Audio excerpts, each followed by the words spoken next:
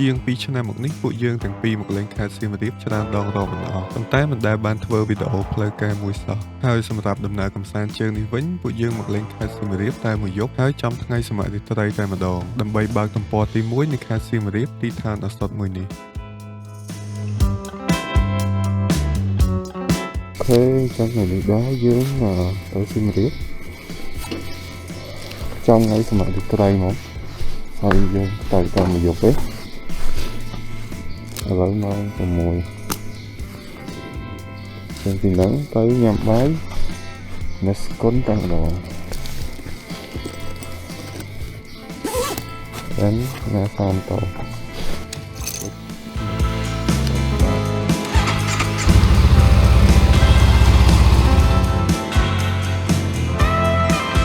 សៀមរាបជាខេត្តមួយដែលពួកយើងទាំងពីរនាក់បានទៅច្រើនជាងគេហើយដំណើរកម្សាន្តនីមួយៗក៏មានវីដេអូតិចតួចដែរប៉ុន្តែគោលបំណងភាគច្រើនដែលយើងទាំងពីរចង់ទៅលេងខេត្តសៀមរាបគឺយើងចង់ទៅសម្រាកលំហែកាយបែបស្រួលៗឈៀលតែប៉ុណ្ណោះអញ្ចឹងខ្ញុំក៏អត់សូវថតបានច្រើនធ្វើឲ្យអត់សូវមានវីដេអូកាត់ឲ្យចេញជាវីដេអូល្អមួយប៉ុន្តែទោះបីជាធ្លាប់ទៅច្រើនដងប៉ុណ្ណាខេត្តសៀមរាបនេះមួយគឺអត់ចេះធុញតែម្ដងដោយសារទីនោះមានកន្លែងដើរលេងនិងមាន activity ជាច្រើនជាពិសេសមានប្រជាជនរស់រាយរាក់ទាក់និងជួយយកអាសាដែលធ្វើឲ្យយើងមានអារម្មណ៍កក់ក្ដៅពេលមកដើរលេងខេត្តនេះ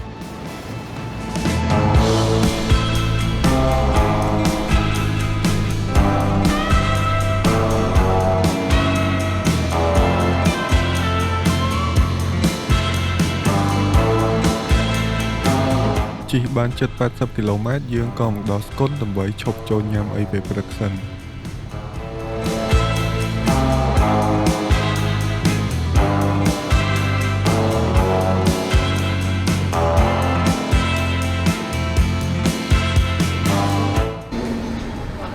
អូខេឡើយយើងញ៉ាំអីពេលព្រឹកហើយរៀង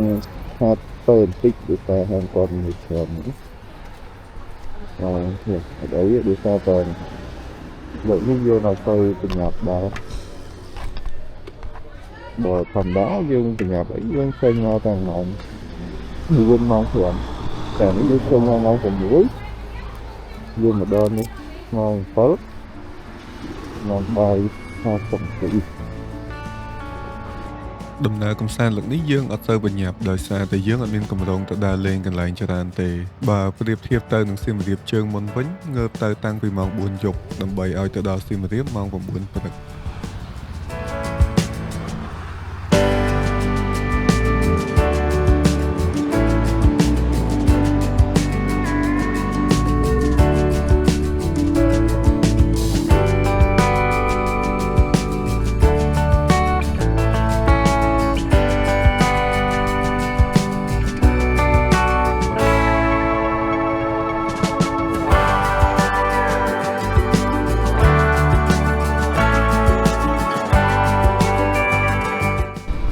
Big stop for coffee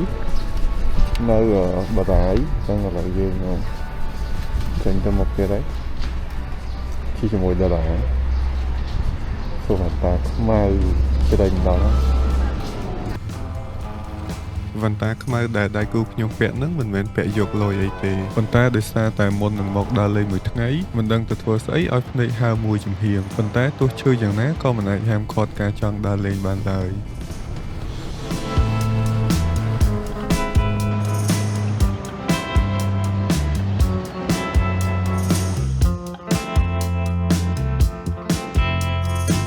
ឥឡូវយើងមកដល់តូតាល់កំពង់ធំហើយឈប់សម្រាកមិនតិចទៀតនៃ stop របស់យើងទៅឈប់នៅស្ពានកំពង់កដី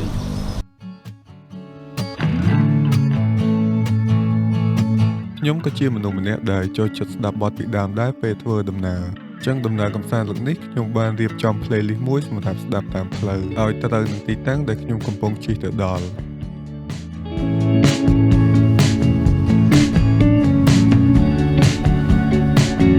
ឧទាហរណ៍ថាឥឡូវយើងមកដល់ខេត្តកំពង់ធំអញ្ចឹងខ្ញុំក៏ដាក់ស្ដាប់បទសម្រាប់បុប្ផាកំពង់ធំដែលអ្នកខ្លះស្គាល់ថាបទដំរីជាន់ខ្លាហើយក៏មានបទមួយចំនួនទៀតដូចជាបទដែលរៀបរាប់ពីភូមិជាលាននៅកំពង់ចាមនិងបទអំពីភ្នំសន្ទុកជាដើម ហើយឥឡូវមកដល់ប្រិយប្រុសក៏ស្ដាប់បទសម្រាប់បុព្វាប្រិយប្រុសដល់ពេលធ្វើបែបនេះបានផ្ដល់អារម្មណ៍ប្លែកម្យ៉ាងពេលធ្វើដំណើរតាមផ្លូវ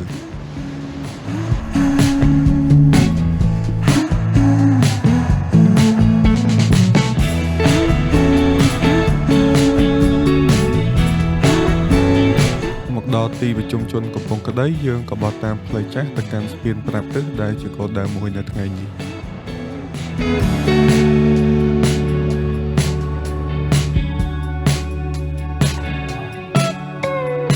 ស្ពានប្រាប់ទិសថ្ងៃនេះមានសភាពអ៊ូអរខ្លាំងមែនទែនដោយសារមានសិស្សសាលាយ៉ាងច្រើនមកទស្សនកិច្ចសិក្សានៅទីនេះ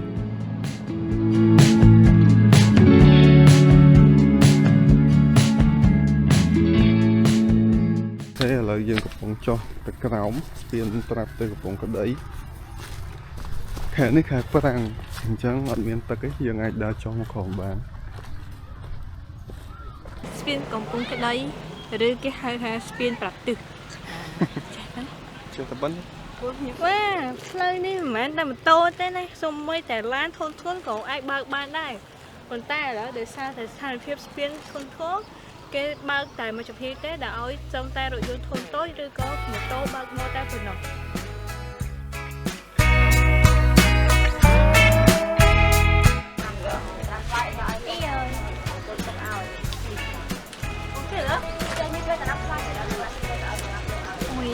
ខាងផឹកទឹកស្នោត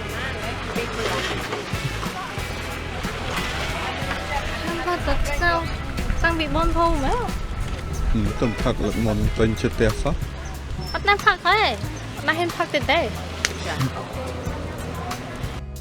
ចាក់ចេញពីស្ពានប្រវត្តិសាស្ត្រដ៏ល្បីល្បាញមួយនេះយើងក៏បន្តដំណើរទៅកាន់ខេត្តសៀមរាបបន្តទៀតដែលចម្ងាយផ្លូវនៅសល់ប្រហែលជា50គីឡូម៉ែត្រ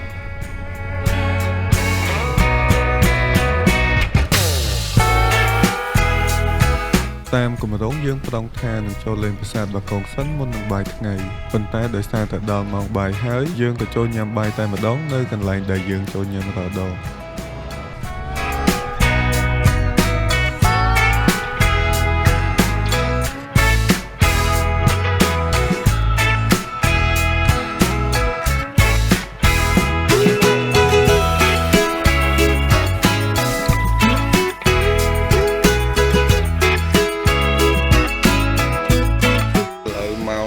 យើងមកដល់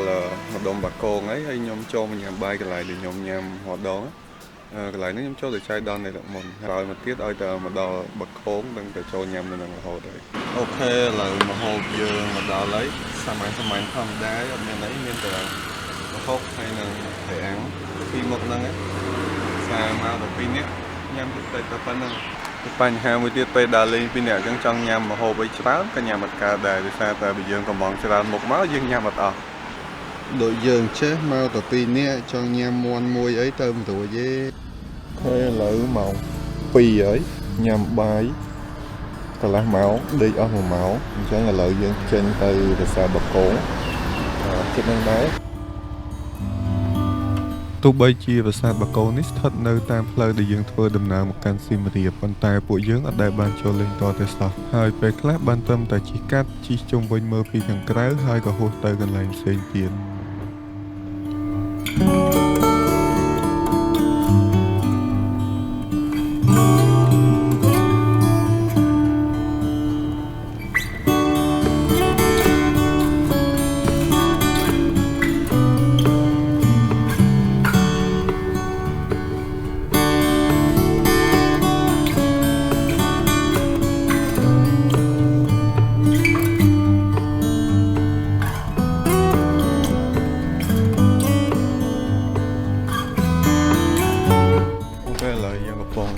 ចូលទៅកាន់ប្រាសាទបាគង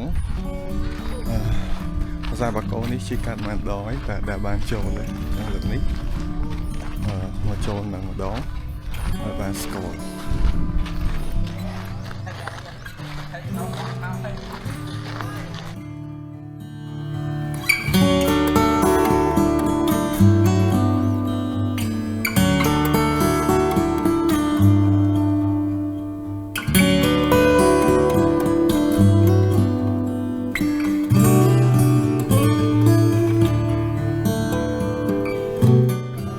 ត្រឹមតែជាន់ទី2ទេនៅសល់3ជាន់ទៀត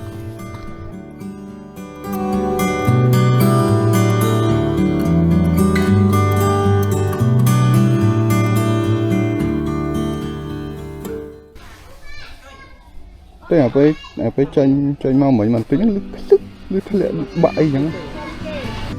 ចេញពីប្រាសាទបកងបានបន្តិចខ្ញុំក៏មានអារម្មណ៍ថាម៉ូតូនេះមានបញ្ហាអញ្ចឹងខ្ញុំក៏ជិះចូលនៅជាងចិត្តនេះដើម្បីឲ្យគាត់ជួយពិនិត្យឲ្យ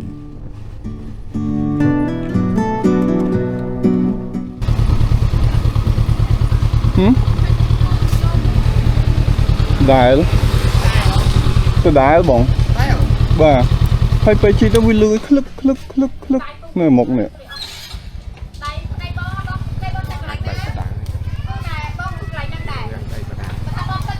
បងដាក់ទូកណ្ដាល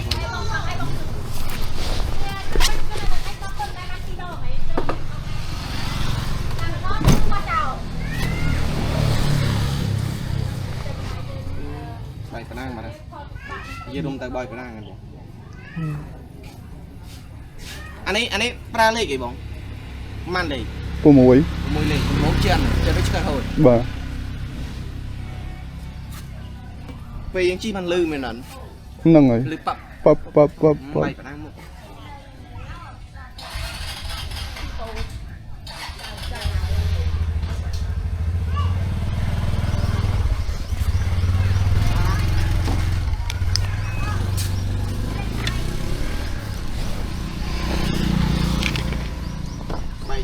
និយាយរំបែកខ្លាំងហើយបងបើសិនជាលឺប៉ាប់អត់កវីមកទេអត់ខ្លាំងអត់ខ្លាំងទេខ្លាំងបង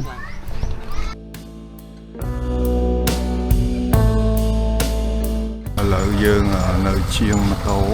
ជិះពីបាកងមកមិញចូលមកដល់ក្រុងហើយអញ្ចឹង confirm មួយជាងមិញគាត់ថាបែកបដានឥឡូវយើងគាត់កំពុងដូរបដានហើយចឹងខ្ញុំមានអារម្មណ៍ថាជិះលើកមុនហ្នឹងជិះទៅរៀងវែហើយពេលយើងជិះយឺតហើយចាប់ប្រាំងមកមានអីចេញពីបាកងមិញហ្នឹងគឺវែខ្លាំងយកមកហើយលឺខកជាងដែរបាននេះវាទៅតែជិះមិញបាយតាំងនៅផ្សារបាកងដឹងបាយ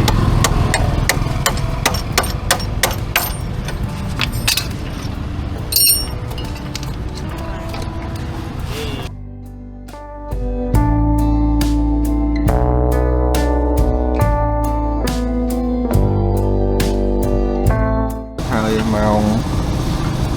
8ញ៉ាំអីពេលល្ងាចហើយទៅ check in hotel ហ្មងអញ្ចឹងមកល្ងាចហ្នឹងទៅបានទៅប្រាសាទបាកងទេហើយស្អែកយើងទៅពេញវិញពេលថ្ងៃមិនយកដាក់រងនេះរត់តឹងហើយទៅលងដែរ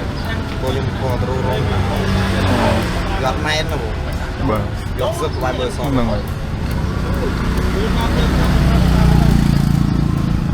ចឹងបញ្ហាម៉ូតូរបស់យើងក៏បានដោះស្រាយរួចរាល់ហើយដែលចំណាយពេលជិត1ម៉ោងកន្លះដោយសារតែកង់ម៉ូតូហ្នឹងដកចេញហើយនេះជាលើកទី1ដែលម៉ូតូនេះមានបញ្ហាពេលដើរលេងចាប់តាំងពីខ្ញុំជិះវាមកជាង1ឆ្នាំហើយក៏ជាបទពិសោធន៍ថ្មីសម្រាប់យើងដែរក្នុងការថែទាំគ្រឿងមួយចំនួនដែលយើងមិនដែលគិតថាអាចមានបញ្ហា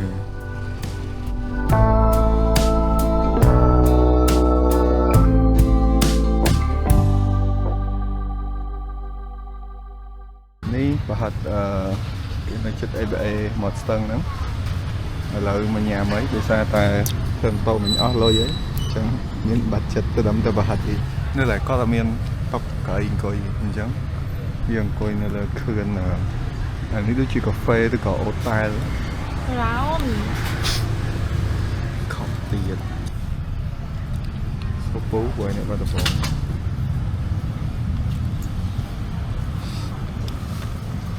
này cái không cả hai con đã sọc ấy các bạn cho mùi đã không nhiều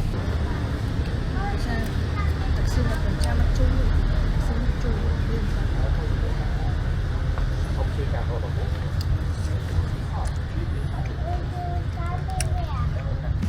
ដោយសារដំណើរកម្សាន្តលើកនេះអត់បានត្រៀមទុកដែរកន្លែងដេកភាគច្រើនត្រូវបានគេកក់ពេញអស់ដោយសារចុងសប្តាហ៍នេះគឺជាសម័យរាត្រី ប៉ុន្តែសំណាងដែរដែលយើងកក់បានកន្លែងដេកមួយដែលស្អាតហើយតម្លៃសមរម្យដែរនៅក្នុងក្រុងសៀមរាបនេះ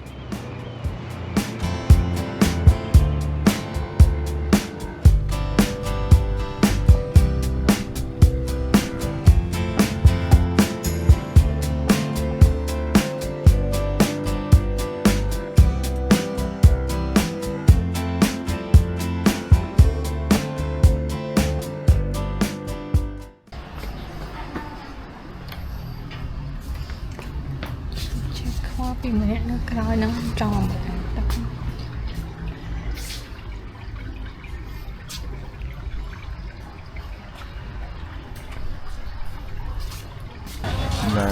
ឡាត់ណាយ3មុខមិញទៅដល់អូតែលដេកហើយអស់កម្លាំងពេកឥឡូវម៉ោង9ម៉ោង10ឯងទៅចេញញ៉ាំអីពេលល្ងាច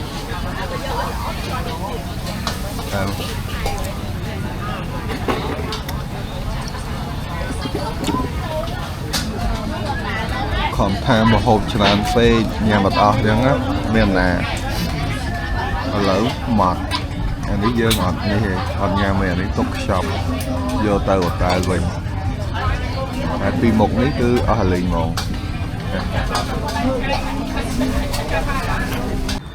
ខេឥឡូវមកម៉ាតនៅកាត់តិចស្តាមម៉ាត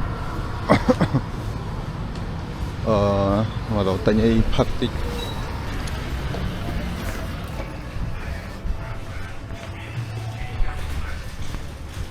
ចឹងថ្ងៃនេះចាប់សំណឹងហើយពីទៀតចូលចាក់សាំងបន្តិចទៅតែវិញដេក That a long way, right? Yes. Half an hour? Mom penh bông. Ốc chọc cái show mà. Hello, trai. Lên anh chưa đó. Access and not bóng nó chia kìa. Ồ. Một đá là cái đá không? Hả? Một đá là cái đá. The old one. Old horse. Oh, good. Easy, easy. Yeah. Take care. Yeah. Come on. រឿងមួយទៀតដែលខ្ញុំចូលចិត្តពេលដើរលេងគ្នាតិចបែបនេះគឺជាការផ្ដល់ឱកាសឲ្យយើងបាននិយាយជាមួយមនុស្សដែលយើងមិនធ្លាប់ស្គាល់ការប្រស័យតាក់ទងជាមួយមនុស្សមិនធ្លាប់ស្គាល់នៅតាមផ្លូវបែបនេះហើយដែលធ្វើឲ្យដំណើរកម្សាន្តកាន់តែមានន័យនិងមានអារម្មណ៍ថាមិនអផ្សុក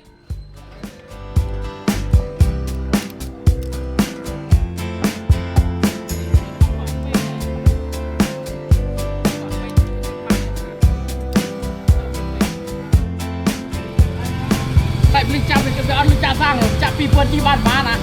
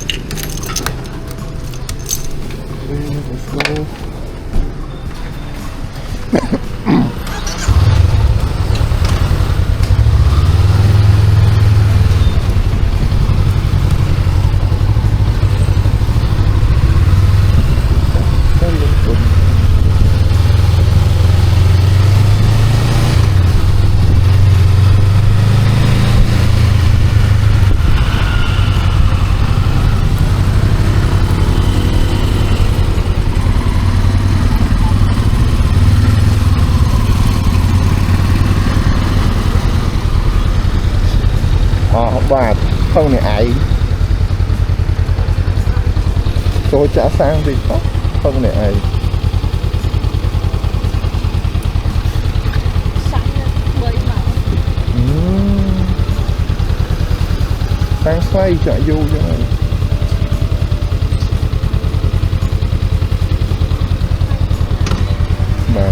បាទ3000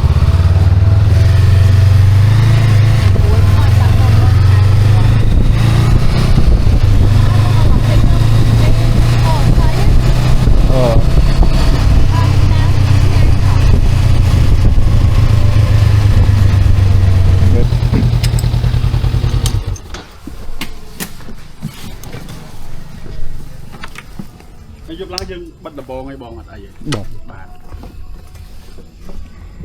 ជាស្រ័យបងឯនេះឡានច្រើនទៅរឿងចៀត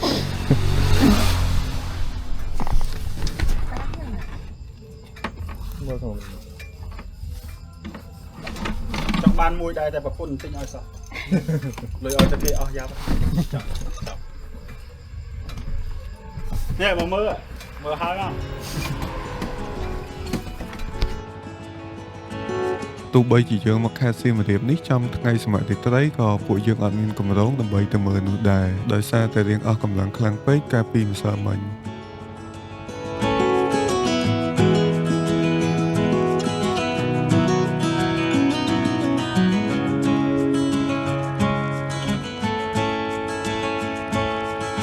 បន្ទាប់ពី check out ចេញពីអូតែលហើយពួកយើងក៏បានជិះចូលក្រុងដើម្បីរកអាហារពេលព្រឹកស្រួលៗដើម្បីញ៉ាំហើយបន្ទាប់មកក៏ជិះទៅអង្គរធំតែម្ដង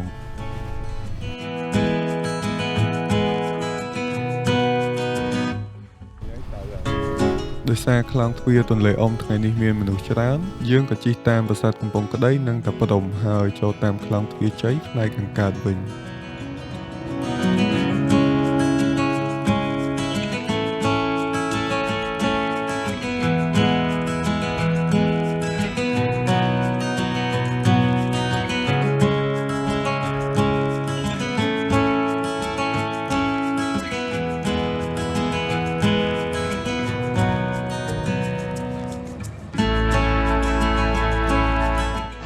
អូខេឥឡូវយើងកំពុងនៅខ្លោងទ្វារតាកែវខ្លោងទ្វារខាងលិចហើយ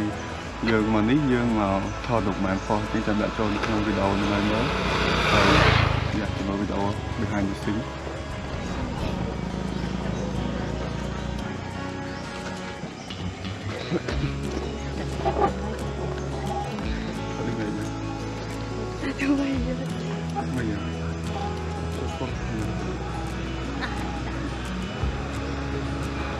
thôi rồi với camera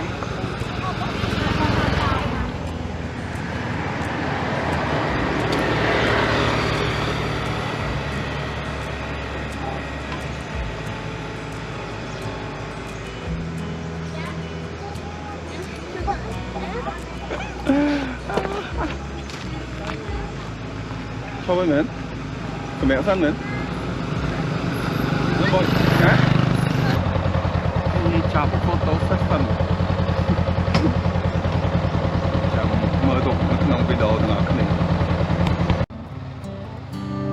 ជិះមើលទេសភាពដ៏ស្រស់ត្រកាលនៃស្ថាបត្យកម្មប្រាសាទបាយ័នមួយជុំពួកយើងក៏ទៅកាន់ភូមិព្រះដាក់ដើម្បីញ៉ាំបាយថ្ងៃហើយក៏មិនភ្លេចដែរក្នុងការទិញអាកោខ្ទិះនិងនំបាក់បិនដ៏ឈ្ងុយឆ្ងាញ់នៅក្នុងតំបន់នេះ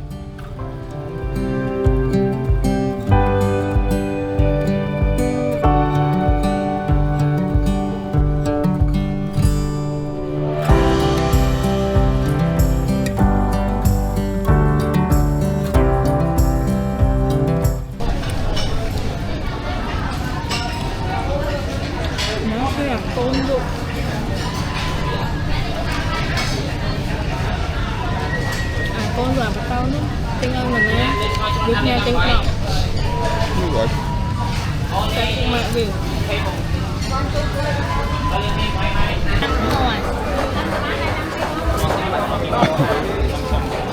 phải mua đêm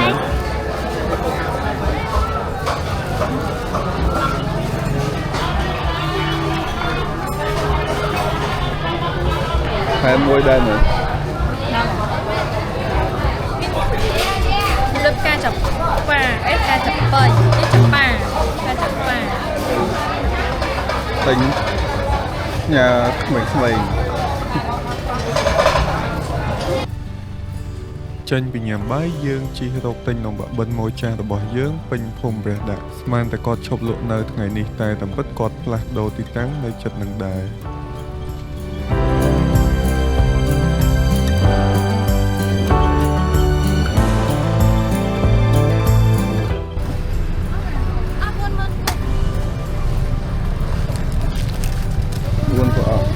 អត់ទេអូនពេញហើយអីអត់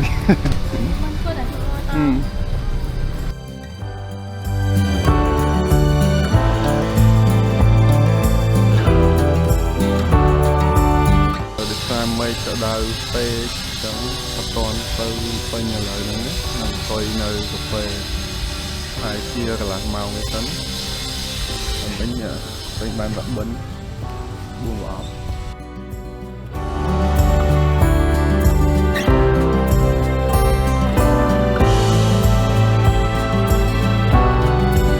ដំណើរកំសាន្តទំព័រទី1នៃខេត្តសៀមរាបក៏មានតែប៉ុណ្នេះហើយនេះក៏មិនមែនជាទំព័រចុងក្រោយដែរដែលយើងនឹងមកលេងខេត្តនេះជាច្រើនដងទៀតដើម្បី explore កន្លែងស្អាតៗនិង activity ជាច្រើនទៀត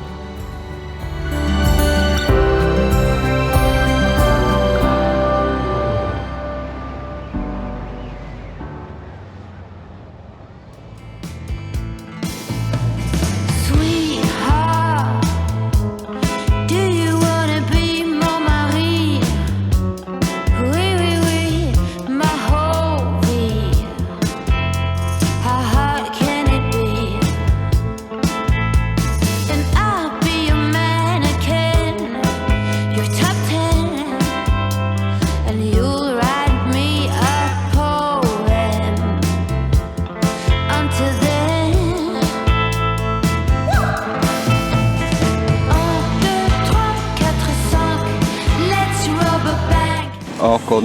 ទៅដល់ tripod មួយនេះសម្រាប់ការជួយថតមិញគឺអត់មានតែគេថតឲ្យទេតាម tripod ហ្នឹងហើយ